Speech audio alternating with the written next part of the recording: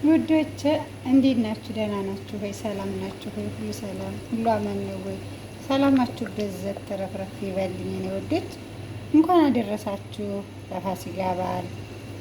የሰላም የፍቅር የአንድነት ያርግልን በዓሉን። ይህም መከራ ወስዶ ደግሞ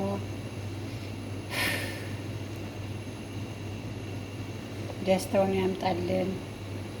የሞቱት ዘመዶቻችንን በአጸደ ገነት ያኑራቸው።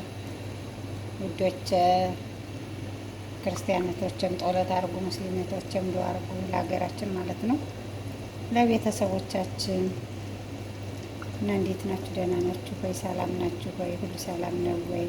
ሰላማችሁ ብዝት ትረፍረፍ ይበልኝ። ይኸው እንግዲህ ይህን ይመስላል የፋሲካ ወጥ ማለት ነው። ጠርቻችኋለሁ። እንዴት መጡ የእኔ ወዶች? እጠብቃችኋለሁኝ። አይን እንዳታሳዩ ማለት ነው። ይህን ይመስላል። በጠዋት ነው የሰራሁት። እንዴት ናችሁ? ሰላም ናችሁ?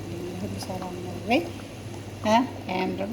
የእኔ እናት እጅሽን ከቁርጥማት ደረትሽን ተውጋት ያድንልኝ።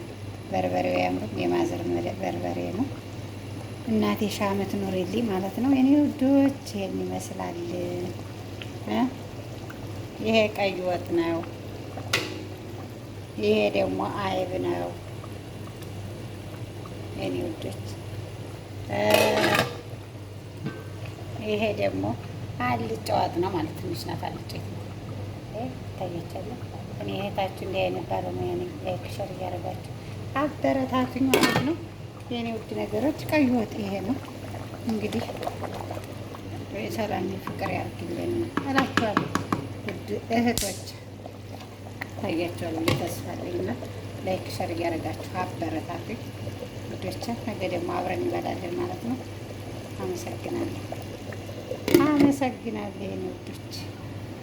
ይህን ይመስላል ማለት ነው እንግዲህ ብቻዬንም ቢሆን ያጨጫስኩበት